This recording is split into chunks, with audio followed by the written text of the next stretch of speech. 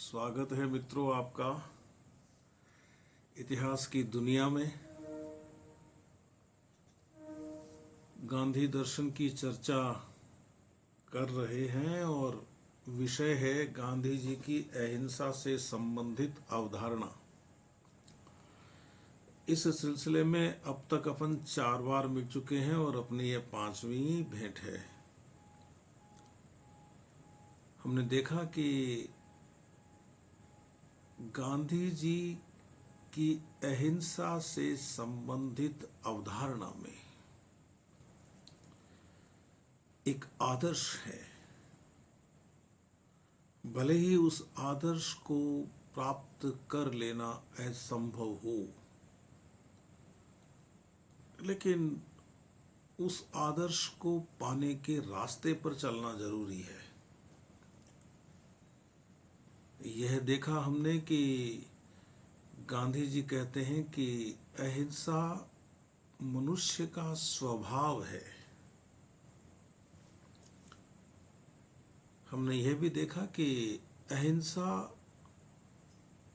व्यक्तिगत होती है, लेकिन वह सामाजिक भी होती है और वैश्विक भी होती है।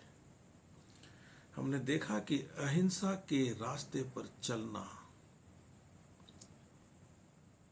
अपने विरोधी से प्रेम करना भी है, और इस प्रेम के पथ पर चलते हुए यदि खुद का बलिदान भी करना पड़े तो वह व्यक्ति को कर देना चाहिए। हमने यह भी देखा कि आस्था, और वह भी ईश्वर में, वह भी सत्य में यदि है तो व्यक्ति का आत्मबल कभी कम नहीं होता। वह अकेला है, वह निहत्था है, तो भी वह अनेक व्यक्तियों पर ही नहीं, पूरे एक शासन पर भारी पड़ सकता है। गांधी जी का कहना था कि अहिंसा एक विज्ञान है। विज्ञान में विफलता नहीं होती। आप एक बार यदि विफल हो जाते हैं तो आप पुनः प्रयास करते हैं, आपके प्रयोग जारी रहते हैं। और गांधी जी ने कहा कि अगर हिंसा का काम यह है कि वह अपने सामने वाले का भक्षण कर ले, तो अहिंसा का काम है उसका मुंह भर दे।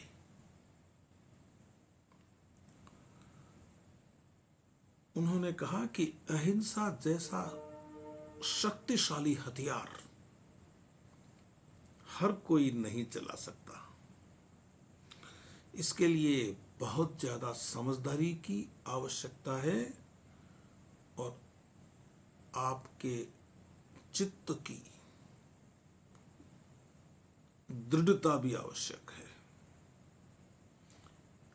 यदि आपके चित्त में कमजोरी आ जाती है, दुर्बलता आ जाती है, तो आप अहिंसा के हथियार का प्रयोग नहीं कर सकते। वह आपको आता नहीं है और आपको सीखना है। गांधी जी की अहिंसा की एक शर्त और है,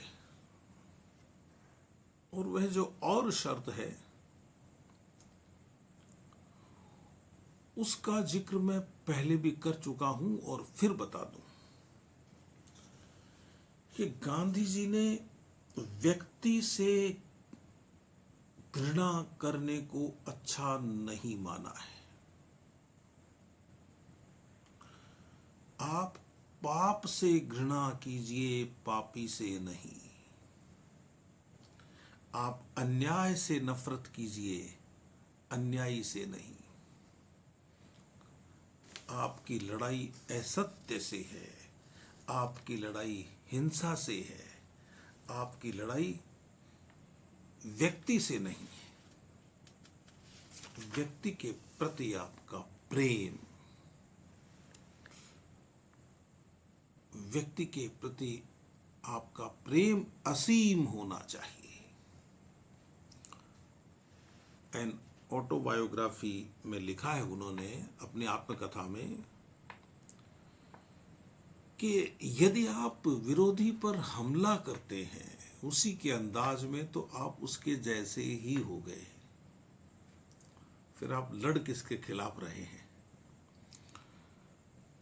उन्होंने कहा कि आपको यह सोचना चाहिए कि ऊपर वाले ने हम सबको एक ही रंग में रंगा है। यदि वह हत्यारा है तो भी उसी रंग में रंगा हुआ है, और यदि वह कोई महात्मा है तो भी उसी रंग में रंगा हुआ है। एक भी मनुष्य को अपमानित करना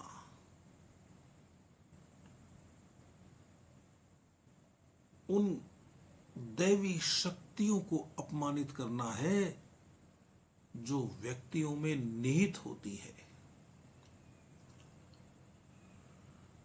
कोई व्यक्ति हत्यारा है तो इसका मतलब यह नहीं है कि उसमें करुणा है नहीं। किन्हीं कारणों से वह करुणा दब गई है,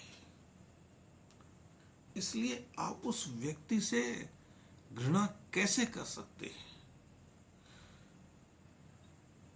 जिस कारण से उसकी करुणा दबी है उस कारण से आप घृणा कीजिए, उस कारण से लड़िए, उस कारण को अच्छा मत मानिए। व्यक्ति से मत लड़िए। व्यक्ति से तो आपका प्रेम शाश्वत है, युगों युगों से चला आ रहा है, हमारे पूर्वज करते आए हैं और आगे हमारे वंशज भी करेंगे। इस भावना के साथ आगे बढ़िए। उन्होंने कहा कि दुष्ट व्यक्ति भी आदर और दया का पात्र होता है एक व्यक्ति होने के नाते। उसमें जो दुष्टता है उसका हमें विरोध करना है, हमें उससे लड़ना है, और वह भी भलाई के माध्यम से लड़ना है। अहिंसा आपको भला बनाती है। उन्होंने कहा कि हमारी अहिंसा हमारे प्रति हमारे विरोधी के रुख को नरम कर दे, उसको द्रवित कर दे। ऐसी होनी चाहिए। पूरी अहिंसा के साथ हम प्रतिरोध में डटे रहें, लेकिन विरोधी के प्रति अपना प्रेम कम नहीं करें, तो वह जरूर पिघलेगा और पिघलेगा ही। यह होता आया है, तभी मानवता जिंदा है, तभी मानवता जीवित है। आप अहिंसा के पथ पर चल रहे हैं। आपकी बहुत लोग आलोचना करेंगे, आप आलोचना से विचलित न हो, यह जरूरी है। और एटम बम के इस जमाने में हिंसा की सभी बुरी चालों को नाकामयाब करने के लिए विशुद्ध अहिंसा ही एकमात्र रास्ता है। और यह रास्ता कोई आसान नहीं है। इसके लिए आपको खूब अध्ययन करना पड़ेगा। अपनी अपवित्रताओं को अपने जीवन से निकाल फेंकना होगा, अपना शुद्धिकरण करना पड़ेगा। और जरूरी नहीं कि यह शुद्धिकरण एक जन्म में हो जाए, आपको इसके लिए कई जन्म लेने पड़ सकते हैं। आपको स्वर्ग के साम्राज्य की कामना करनी चाहिए, और स्वर्ग का वह साम्राज्य अहिंसा है। उनका कहना था कि यदि आपके पास शस्त्र है तो आपको उसे फेंक देना चाहिए, और यह करना मुश्किल नहीं है, और मुश्किल है तो आपको उस मुश्किल रास्ते पर चलना चाहिए। उन्होंने कहा कि सीमांत प्रदेश में खान अब्दुल गफ्फार खान ने यह प्रयोग किया है और उससे उनको कोई हानि नहीं हुई। उन्होंने कहा कि यदि आप यह सोचते हैं कि आपने हथियार जमा कर लिए, आपके पास हथियार है, तो आपको डर से मुक्ति मिल जाएगी, आपको भय से मुक्ति मिल जाएगी? बिल्कुल नहीं। आपके पास हथियार है तो आपको यह भय रहेगा कि मेरे हथियार या मेरा हथियार कोई छीन न ले। और यह डर बहुत बुरा है। यह डर आपके मन से हिंसा को निकाल नहीं सकता। वह आपको दूसरों के प्रति हिंसक तो बनाता ही बनाता है, आपको अपने प्रति भी हिंसक बनाता है। यह ध्यान देने की बात है। उनका कहना था कि एक अहिंसा का आचरण ही है जो आपको विभिन्न प्रकार के भयों से, विभिन्न प्रकार के डरों से मुक्ति दिला सकता है। विभिन्न प्रकार के डर आपसे दूर हो सकते हैं अहिंसा का आचरण करने से। आपको डरना है तो आप ईश्वर से डरिए, और आप जानते हैं कि हम ईश्वर से ही नहीं डरते हैं, जबकि ईश्वर हमारा क्या बिगाड़ लेगा? आपका पड़ोसी आपको जान से मार सकता है, आपका पुत्र आपको जान से मार सकता है, लेकिन ईश्वर आपको जान से मार सकता है क्या? वह कभी आपको धमकी देता है क्या? वह कभी कहने आता है क्या कि ऐसा करोगे तो मैं ऐसा कर दूंगा? और इसीलिए आप उससे डरते नहीं। ईश्वर से डरने का मतलब यह है कि एक परम शक्ति है, एक परम नियम है इस सृष्टि को चलाने का, और वह नियम अहिंसा का है, वह नियम प्रेम का है, सत्य का है। उस नियम में आप बाधक बनोगे तो आप सुखी नहीं रहोगे। इसलिए आपको डरना चाहिए ईश्वर से। ये जो शरीर है ये तो नाशवान है, मिटना है। इससे आसक्ति कम कीजिए, और जैसे जैसे आपकी शरीर से आसक्ति कम होगी, आप विरोधी से लड़ने में उतने ही ज्यादा अहिंसक होंगे। जो डर होता है वह यही होता है कि यह मेरी गर्दन काट देगा या यह मुझे गोली मार देगा। तो वह गर्दन काटेगा भी तो आपकी आत्मा को थोड़ी काट रहा है। वह गोली चला रहा है तो आपके शरीर पर चला रहा है। आपकी आत्मा तो उसकी आत्मा से ज्यादा प्रबल होकर उसके सामने खड़ी है, लेकिन वह भी शरीर से लड़ रहा है और आप भी शरीर के लिए डर रहे हैं। यह नहीं होना चाहिए। यदि उसकी आत्मा जागृत होती तो वह कभी शरीर से नहीं लड़ता। यदि आपकी आत्मा जागृत है, आप कभी शरीर के जाने से नहीं डरेंगे, उसका नुकसान होने से नहीं डरेंगे। और अहिंसा, और वह भी इस तरह की अहिंसा आप घर बैठकर नहीं सीख सकते। आपको बाहर निकलना होगा। आपको वहां भी हस्तक्षेप करना होगा जहां दो व्यक्ति आपस में लड़ रहे होंगे। दो व्यक्तियों को लड़ता देखकर कोई कांपने लग जाता है, किसी को दूजनी छूट जाती है और वह वहां से भाग जाता है, तो यह बहादुरी नहीं है, अहिंसा नहीं है।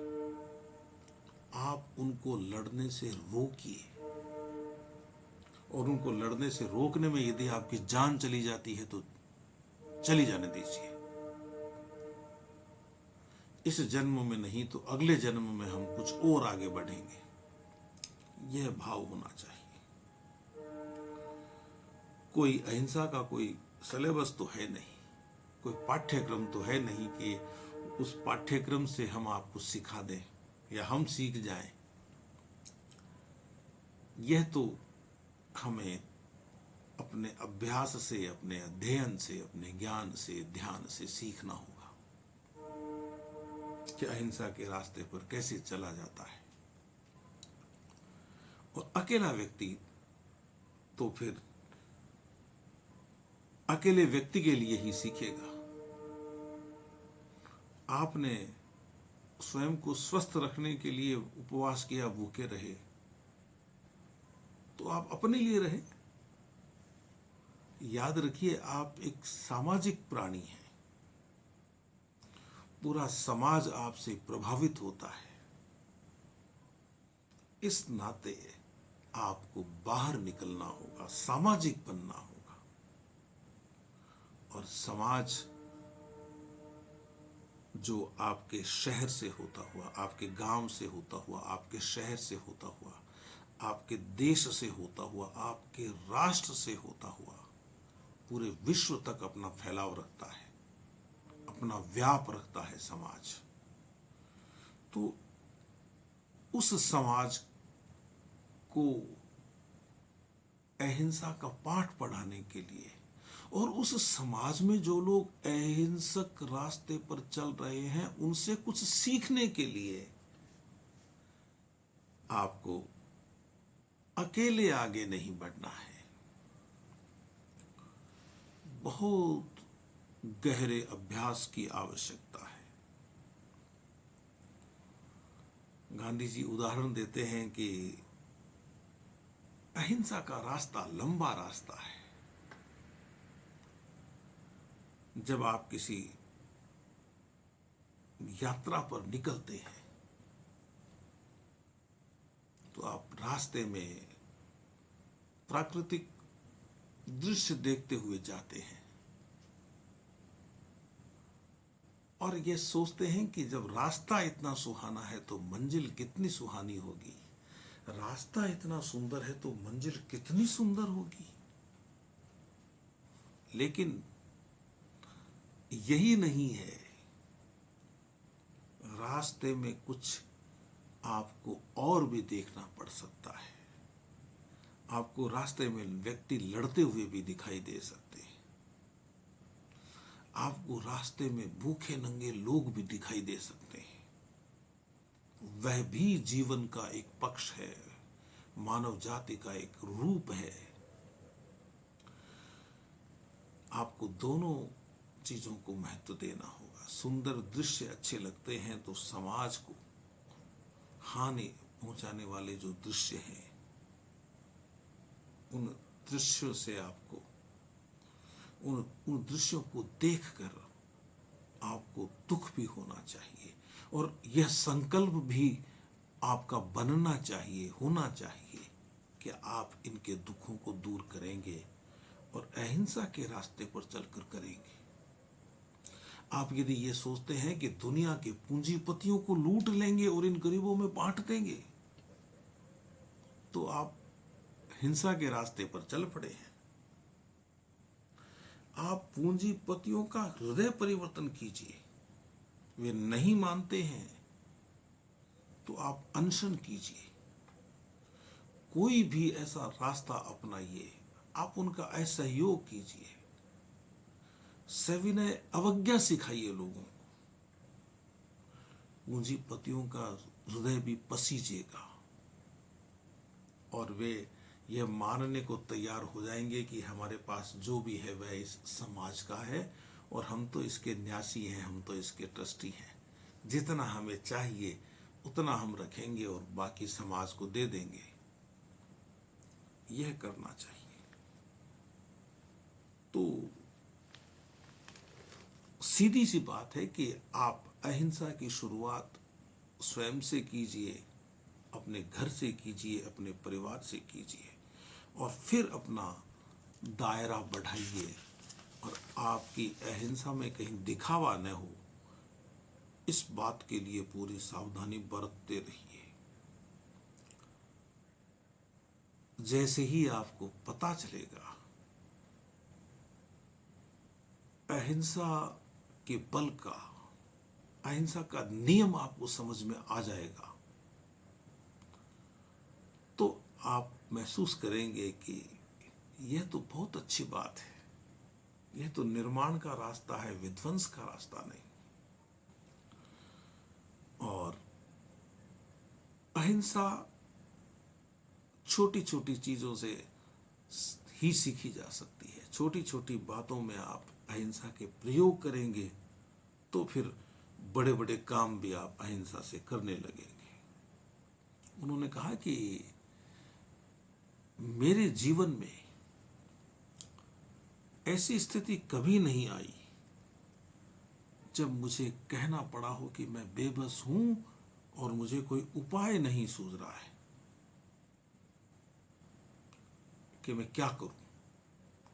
मैं अहिंसा को केंद्र में रखकर किसी भी समस्या का समाधान ढूंढ सकता हूं, यह गांधी जी ने कहा। और यह प्रश्न केवल मैं का नहीं है, यह प्रश्न हम का है। यह प्रश्न व्यक्ति का होते हुए भी पूरी दुनिया का है।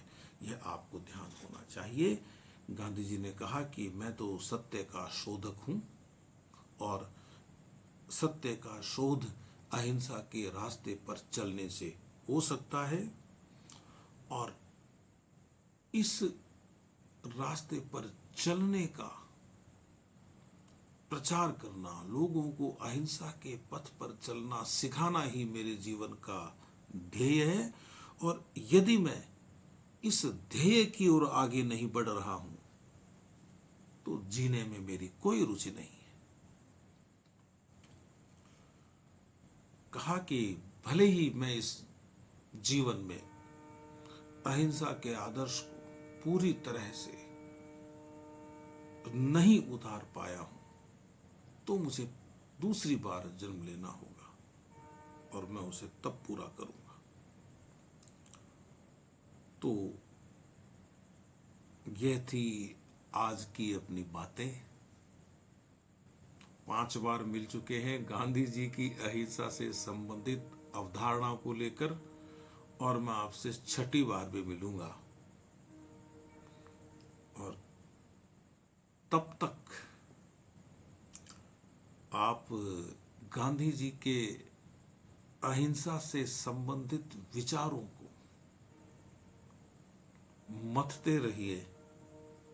मैं भी यही काम करता हूं। फिर मिलेंगे। नमस्कार।